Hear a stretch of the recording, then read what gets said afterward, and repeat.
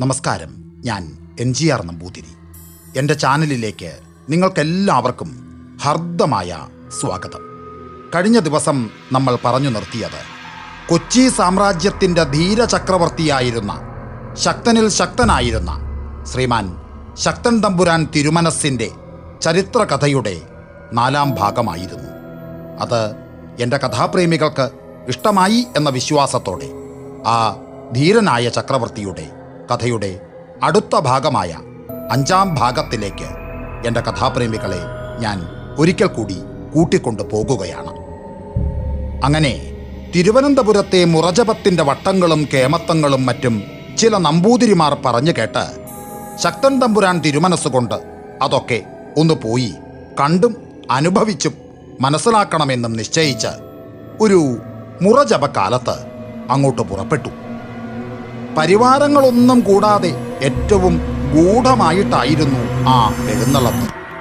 ഒരു കട്യാവു ഭാണ്ഡവും ഒരു ഓലക്കുടയും ഒരു വടിയുമായി ഒരു നമ്പൂരിയുടെ മട്ടിലാണ് എഴുന്നള്ളിയത്.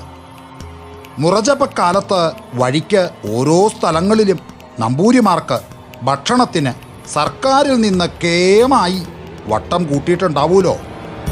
തിരുമനസ്സുകൊണ്ട് ആ സ്ഥലങ്ങളിലൊക്കെ ഇറങ്ങി നമ്പൂരിമാരുടെ കൂട്ടത്തിൽ അമൃതേത്ത് കഴിച്ചുകൊണ്ടാണ് എഴുന്നള്ളിയത്. എങ്കിലും ഈശ്വര ആനുകൂല്യം കൊണ്ട് വഴിക്ക് അറിയാവുന്നവരാരും കണ്ടില്ല. അങ്ങനെ ക്രമേണ തിരുവനന്തപുരത്തെത്തി. പത്മതീർത്ഥത്തിൽ ഒരു ഒതുങ്ങിയ സ്ഥലത്തിറങ്ങി കുടയും വടിയും ഭാണ്ഡവും കരയ്ക്ക് വച്ചിട്ട് നീരാട്ടുകുളിയും നിത്യകർമാനുഷ്ഠാനാദികളും കഴിച്ച് ശിവേലിപ്പുരയിൽ ചെന്ന് അമൃതേത്തും കഴിച്ചു. അപ്പോഴും ആരും കണ്ടറിഞ്ഞില്ല.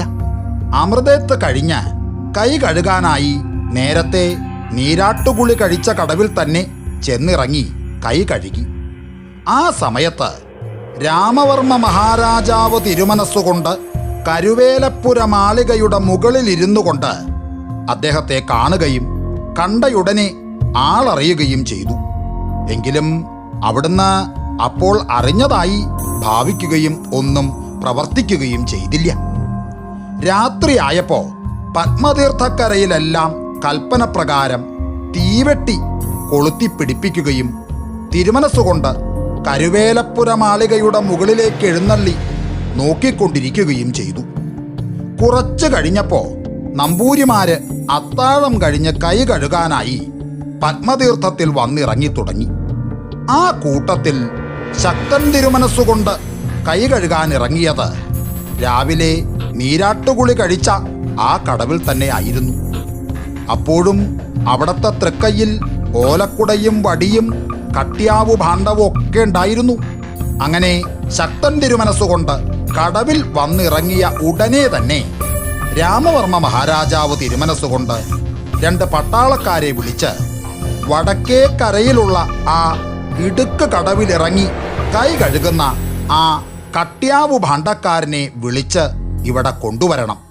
നിങ്ങൾ ബലം പിടിച്ചൊന്നും അദ്ദേഹത്തെ കൊണ്ടുവരണം എന്നില്ല എന്ന് കൽപ്പിച്ചയച്ചു. ഉടനെ തന്നെ പട്ടാളക്കാര് ഓടിച്ചെന്ന് കരുവേലപ്പുര മാളികയിൽ ചെല്ലാൻ കൽപ്പനയായിരിക്കണു എന്ന് പറഞ്ഞു. അത് കേട്ടപ്പോൾ ശക്തൻ തമ്പുരാന് മനസ്സിലായി, ഓഹോ, അദ്ദേഹം ആളറിഞ്ഞു കഴിഞ്ഞു. ഇനി ഇവിടെ മടിക്കുകയും ഒളിക്കുകയും ചെയ്യുന്നത് യുക്തല്ല എന്ന് വിചാരിച്ച് ശക്തൻ തമ്പുരാൻ തിരുമനസ്സുകൊണ്ട് നേരെ കരുവേലപ്പുര മാളികയിലേക്ക് തന്നെ എഴുന്നള്ളി. എഴുന്നള്ളത്ത് കോവണിച്ചുവട്ടിലായപ്പോൾ രാമവർമ്മ മഹാരാജാവ് തിരുമനസ്സുകൊണ്ട് താഴെ എഴുന്നള്ളി തൃക്കൈക്ക് പിടിച്ച് മുകളിലേക്ക് കൊണ്ടുപോയി. എന്നിട്ട് ആസന സൽക്കാരം ചെയ്തിരുത്തി. ഉടനെ രാമവർമ്മ മഹാരാജാവും ഒരു കസേരയിലിരിക്കുകയും ഉടനെ സംഭാഷണം ആരംഭിക്കുകയും ചെയ്തു. രാമവർമ്മ തമ്പുരാൻ ശക്തൻ തമ്പുരാനോട് ചോദിച്ചു, ഇതെന്തൊരു നേരം പോക്ക, ഈ ഗൂഢസഞ്ചാരത്തിൻ്റെ ഉദ്ദേശം എന്താ എന്ന് ചോദിച്ചു. അത് കേട്ട ഉടനെ ശക്തൻ തമ്പുരാൻ പറഞ്ഞു, ഹേയ്, ഇങ്ങനെയായാലല്ലാതെ ഈ ആഘോഷങ്ങളൊക്കെ വേണ്ടതുപോലെ കാണാനും മറ്റും സാധിക്കില്ലല്ലോ. നമ്പൂരിമാരുടെ ബഹളങ്ങളും മറ്റും കാണി ആ കൂട്ടത്തിൽ ചെന്ന് സദ്യയുണ്ട് നോക്കിയും മറ്റും ചെയ്യുന്നതിന് ഇങ്ങനെയായാലല്ലാതെ സാധിക്കുമോ എന്ന് ചോദിച്ചു. അത് കേട്ടപ്പോ രാമവർമ്മ തമ്പുരാൻ പറഞ്ഞു, അല്ല, അതില്ല. ഞാൻ അത് ഊഹിക്കാതിരുന്നില്ല. ഞാൻ രാവിലെ തന്നെ അവിടത്തെ കണ്ടു. ആഗ്രഹം സാധിച്ചു കഴിയട്ടെ എന്ന് വിചാരിച്ചാണ് ഇതുവരെ ക്ഷമിച്ചത്. ഇതൊക്കെ അവിടേക്കല്ലാതെ ആർക്കും സാധിക്കില്ല എന്ന് പറഞ്ഞു.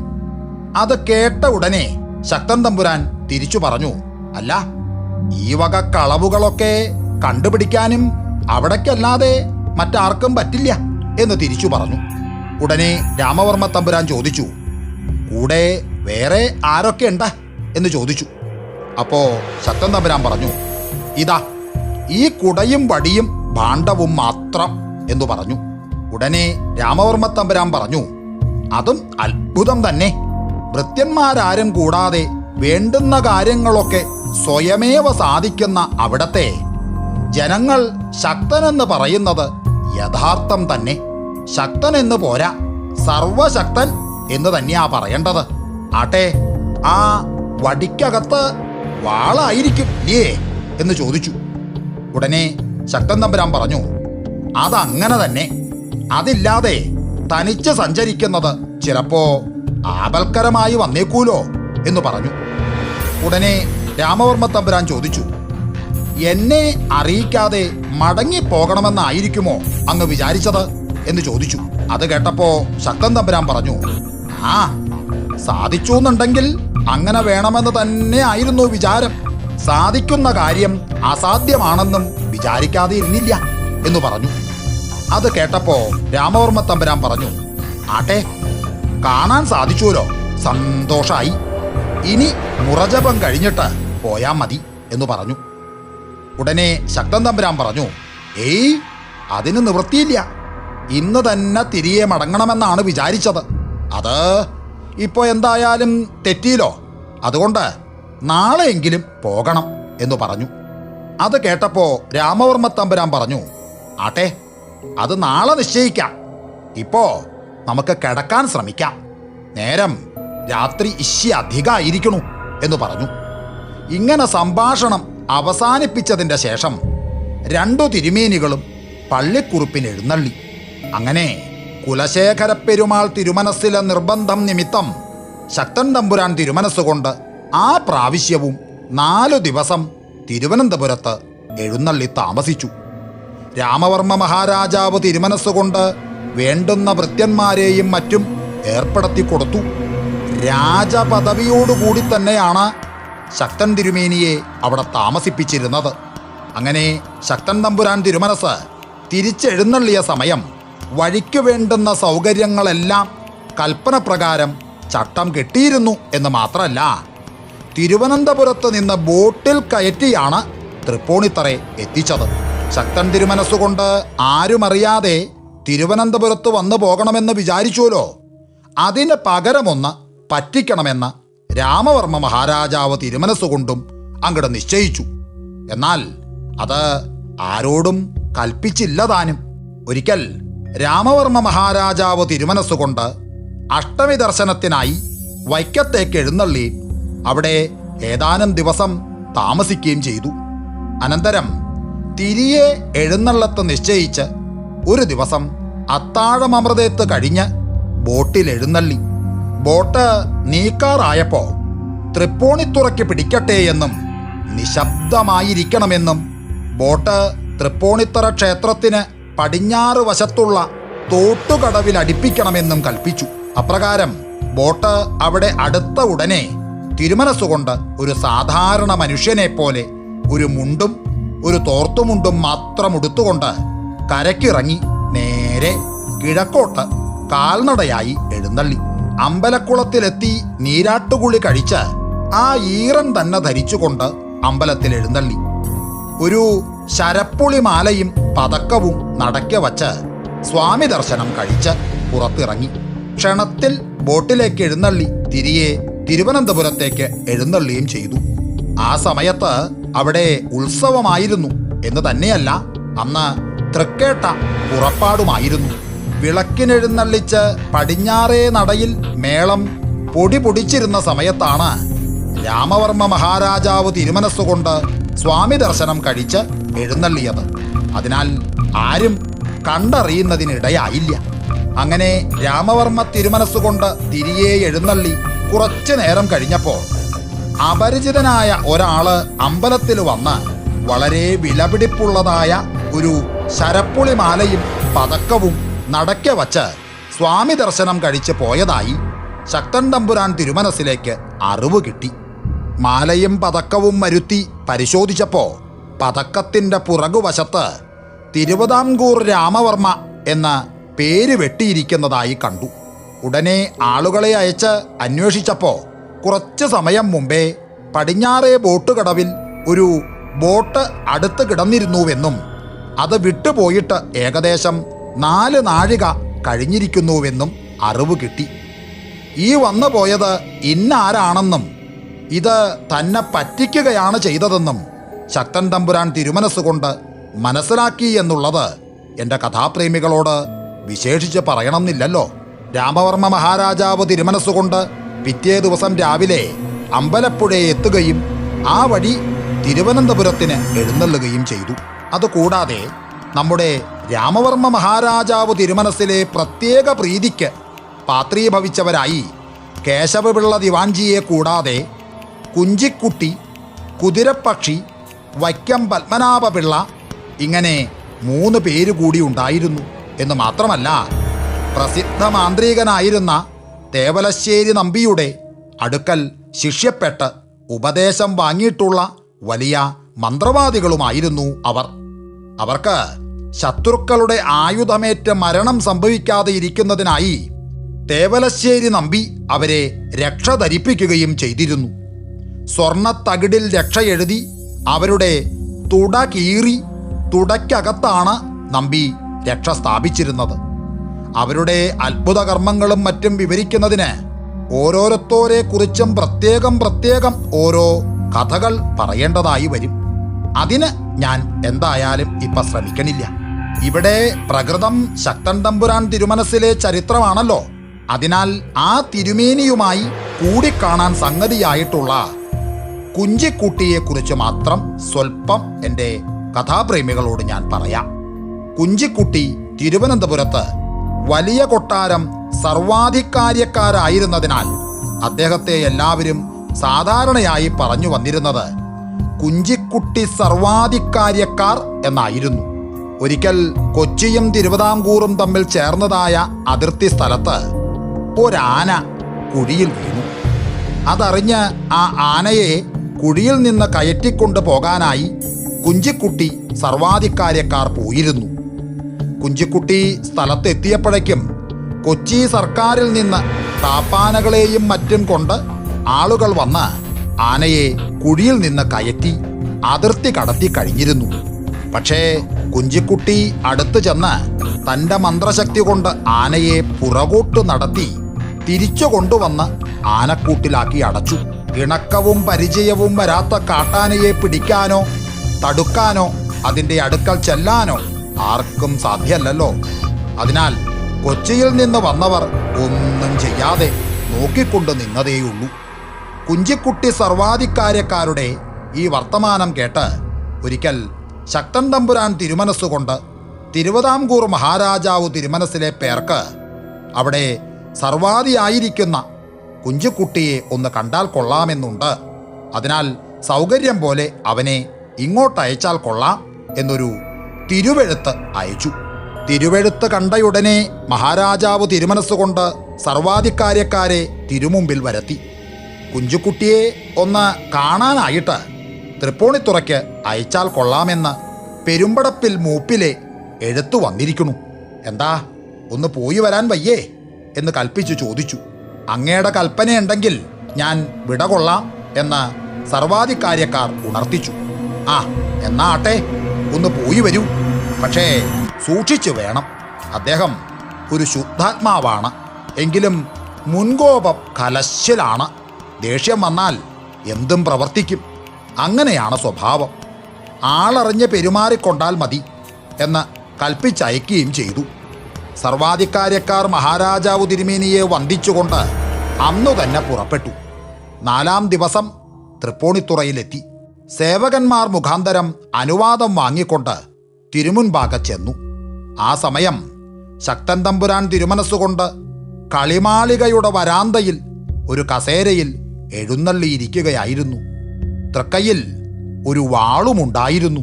സർവാധികാര്യക്കാർ അടുത്ത് ചെന്ന് വന്ദിച്ചു. അപ്പോൾ ശക്തൻ തമ്പുരാൻ തിരുമനസ്സുകൊണ്ട് പറഞ്ഞു, ഹേയ്, കുഞ്ചുകുട്ടിയെക്കുറിച്ച് ധാരാളമായിട്ട് കേട്ടിട്ടുണ്ട്, കാണാൻ കഴിഞ്ഞിട്ടില്ല. ഒന്ന് കണ്ടാൽ കൊള്ളാമെന്ന് ഞാൻ വിചാരിച്ചു തുടങ്ങിയിട്ട് ദിവസമായിരിക്കണു. ആ, ഇന്ന് കണ്ടൂലോ, സന്തോഷായി എന്ന് പറഞ്ഞു. അത് കേട്ടപ്പോ കുഞ്ചുകുട്ടി പറഞ്ഞു, ഇവിടെ വിടകൊണ്ട തൃപ്പാദം കണ്ട് വന്ദിച്ചാൽ കൊള്ളാമെന്ന് അടിയനും വിചാരിക്കാറുണ്ട്. അതിനുള്ള വിധി ഇന്നേ അടിയന് ലഭിച്ചുള്ളൂ എന്ന് പറഞ്ഞു. ഉടനെ ശക്തൻ തമ്പുരാൻ തൃക്കൈയിലിരുന്ന വാൾ കാണിച്ചുകൊണ്ട്, കുഞ്ചുകുട്ടി ഇത് കണ്ടുവോ എന്ന് ചോദിച്ചു. അത് കേട്ടപ്പോ കുഞ്ചുകുട്ടി പറഞ്ഞു, റാൻ, ചെറുതായിട്ടൊന്ന് അടിയന്റെ കയ്യിലുണ്ട് എന്ന് പറഞ്ഞ് അരയിൽ ഒളിച്ചു വച്ചിരുന്ന അരവാളെടുത്ത് കാണിച്ചു. ഉടനെ ശക്തൻ തമ്പുരാൻ പറഞ്ഞു, ഹേയ്, കാണട്ടെ, അതിങ്ങോട്ടൊന്ന് തരൂ എന്ന് പറഞ്ഞു. ഉടനെ കുഞ്ചുകുട്ടി പറഞ്ഞു, അങ്ങയുടെ തൃക്കൈയിലിരിക്കുന്നത് ഇങ്ങോട്ട് കൽപ്പിച്ചു തന്നാൽ കൊള്ളാം എന്ന് പറഞ്ഞു. അത് കേട്ട ഉടനെ ശക്തൻ തമ്പുരാൻ തിരുമനസ്സുകൊണ്ട് തൃക്കൈയിലിരുന്ന ആ വാൾ കൽപ്പിച്ചു കൊടുത്തു. ഉടനെ സർവാധികാര്യക്കാർ താണു തൊഴുതിട്ട് 2 കൈയും നീട്ടി വാങ്ങുകയും ചെയ്തു. അതിനുശേഷം ശക്തൻ തമ്പുരാൻ ചോദിച്ചു, ആ, ഇനി അത് ഇങ്ങോട്ട് തരരുതോ എന്ന് ചോദിച്ചു. ഉടനെ കുഞ്ചുകുട്ടി പറഞ്ഞു, അയ്യോ, ക്ഷമിക്കണം, അതിന് നിവർത്തിയില്ല. ഇത് തിരുവിതാംകൂർ മഹാരാജാവ് തിരുമനസ്സുകൊണ്ട് അടിയന് കൽപ്പിച്ചു തന്നിട്ടുള്ളതാണ്. ഇത് അടിയന്റെ ജീവനുള്ളപ്പോ താഴെ വയ്ക്കുകയോ മറ്റൊരാളുടെ കയ്യിൽ കൊടുക്കുകയോ ചെയ്യില്ല.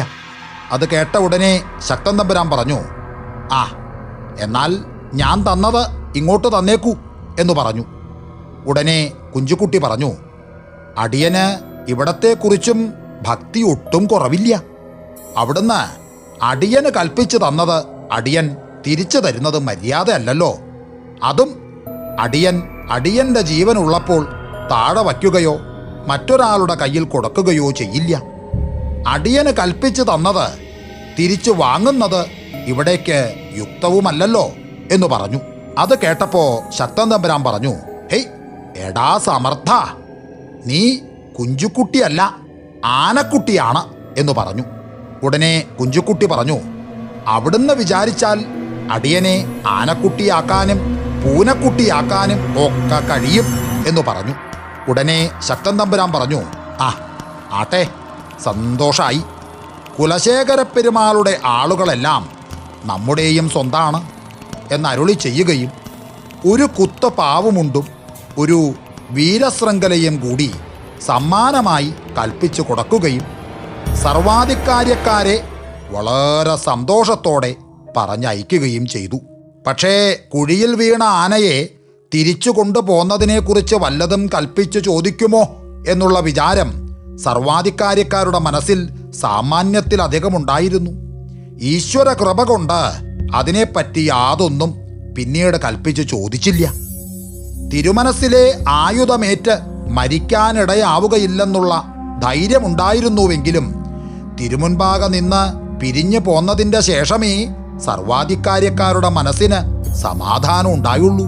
സർവാധികാര്യക്കാർ തൃപ്പൂണിത്തറ നിന്ന് അന്ന് തന്നെ പുറപ്പെടുകയും യഥാകാലം തിരുവനന്തപുരത്തെത്തി തൃപ്പൂണിത്തറയിൽ ചെന്നിട്ടുണ്ടായ സംഗതികളെല്ലാം വിവരമായി തിരുമനസ്സിനെ അറിയിക്കുകയും ചെയ്തു.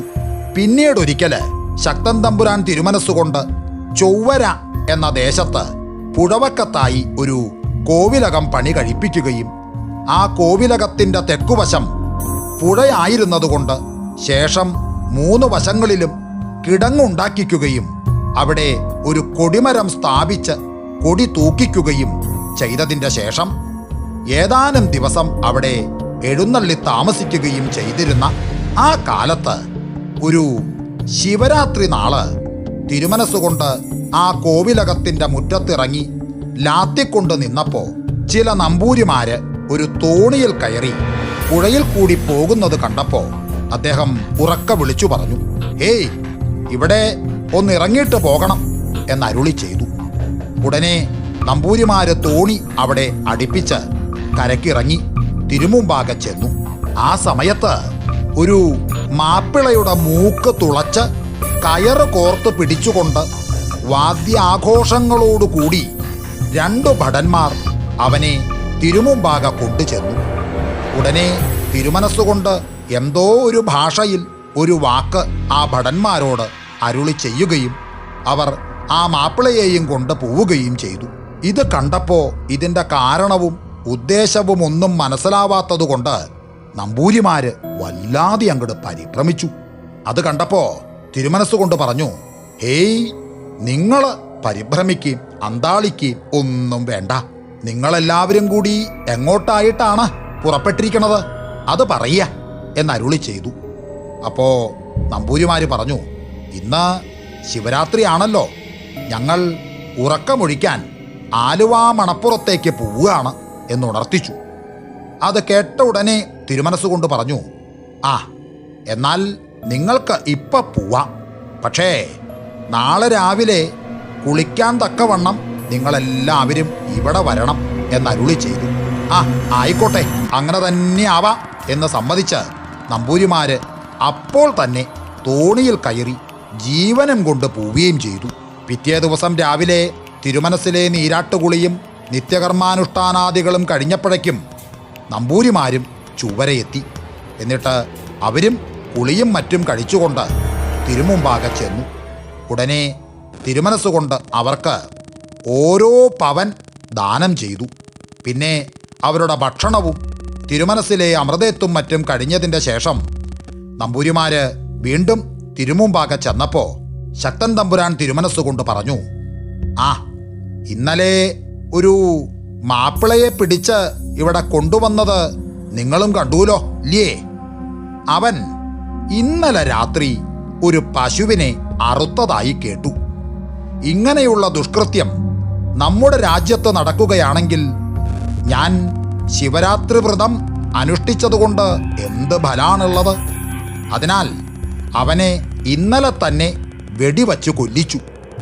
ഇന്നലെ ശിവരാത്രി ആയിട്ട് ആ ദുഷ്കൃത്യം നടന്നതായി കേട്ടതിൻ്റെ ദോഷം തീരാനായിട്ടാണ് ഞാൻ ഇന്ന് ദാനം ചെയ്തത്.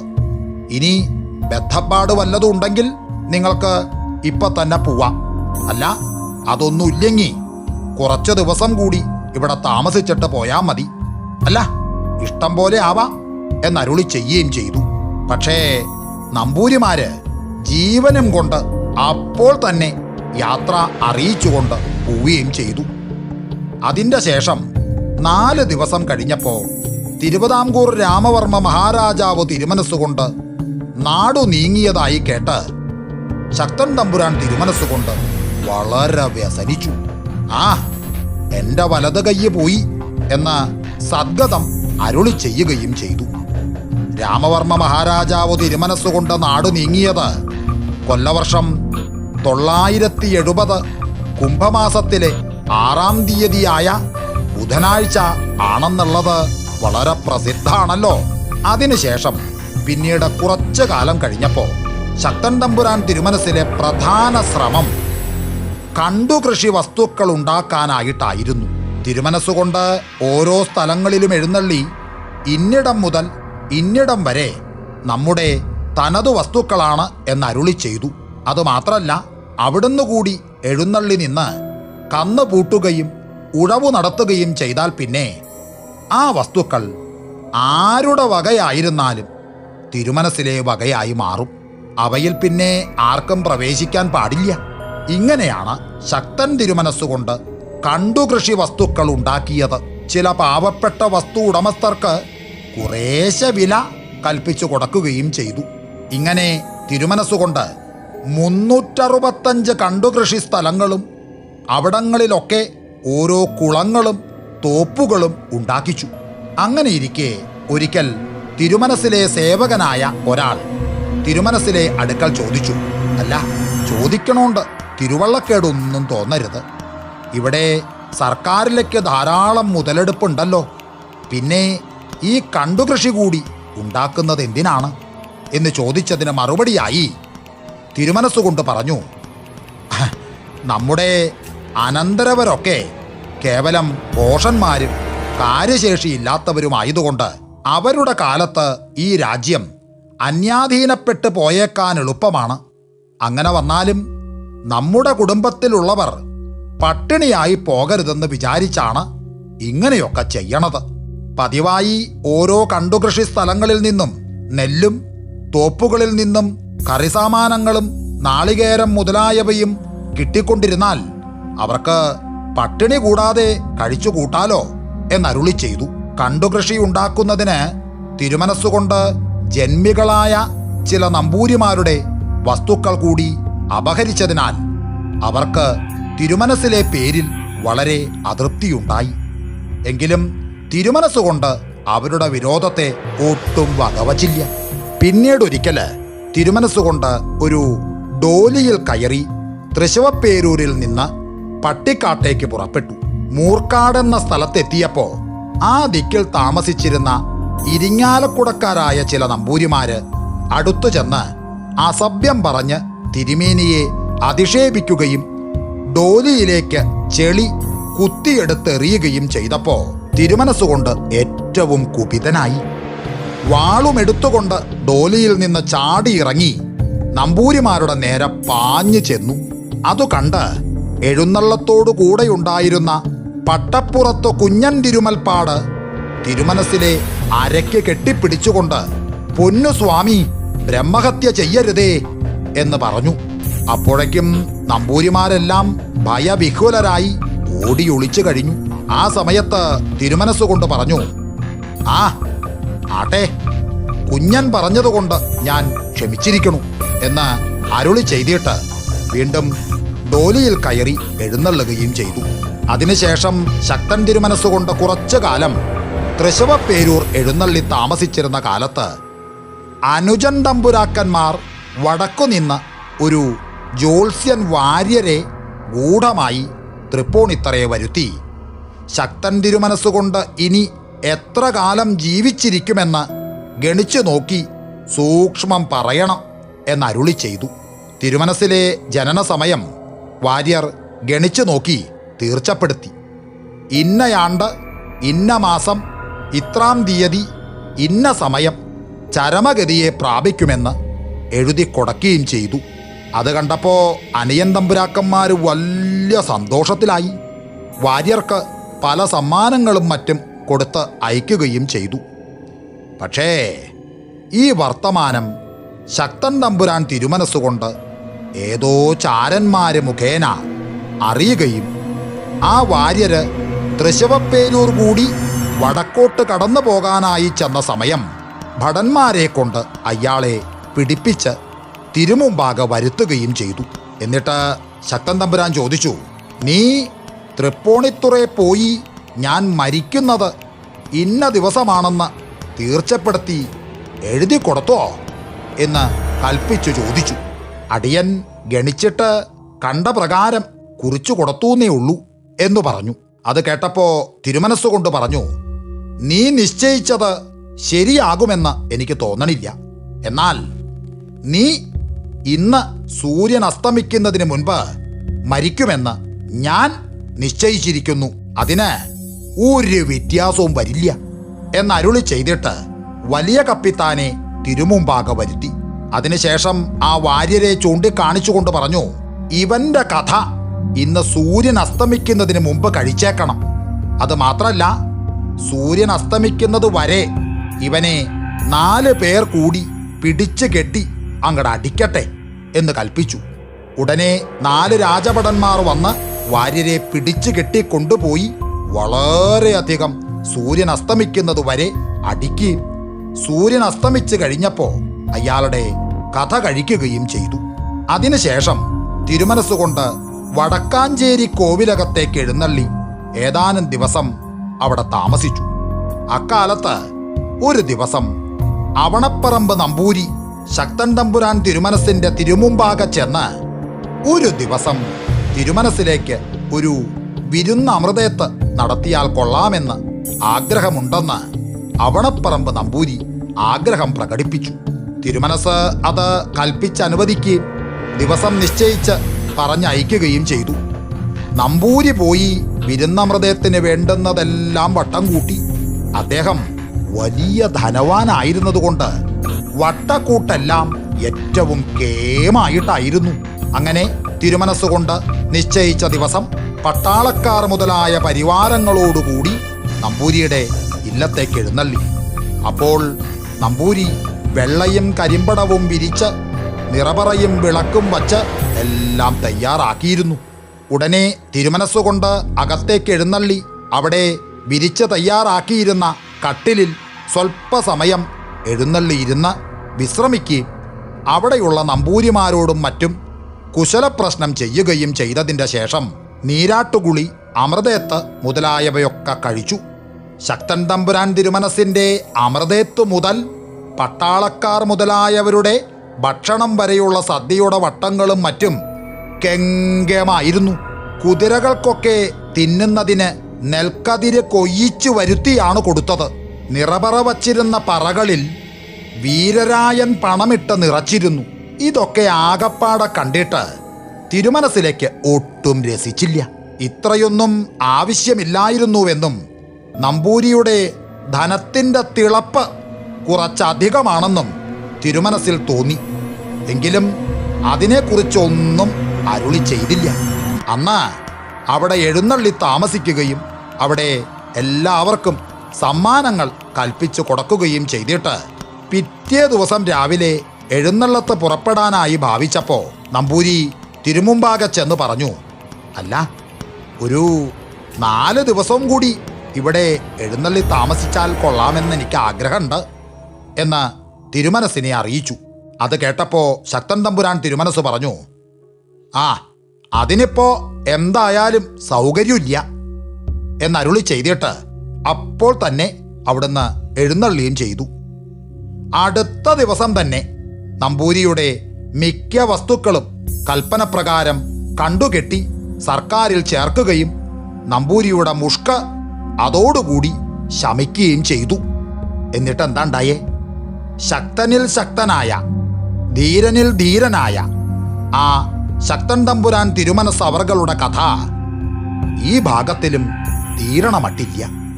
അതുകൊണ്ട് തന്നെ അടുത്ത ദിവസം ഈ കഥയുടെ ബാക്കി ഭാഗം ഞാൻ എൻ്റെ കഥാപ്രേമികളുടെ മുന്നിൽ അവതരിപ്പിക്കുന്നതായിരിക്കും. ഈ കഥയുടെ 5ാം ഭാഗം എൻ്റെ കഥാപ്രേമികൾക്ക് ഇഷ്ടമായി എങ്കിൽ തീർച്ചയായും നിങ്ങൾ ലൈക്ക്, ഷെയർ, സബ്സ്ക്രൈബ് എല്ലാം ചെയ്യുമെന്ന ഉറച്ച ഒരു വിശ്വാസത്തോടെ തൽക്കാലം നിർത്തുന്നു. എല്ലാവർക്കും ഒരിക്കൽ കൂടി എൻ്റെ നന്ദി, നമസ്കാരം.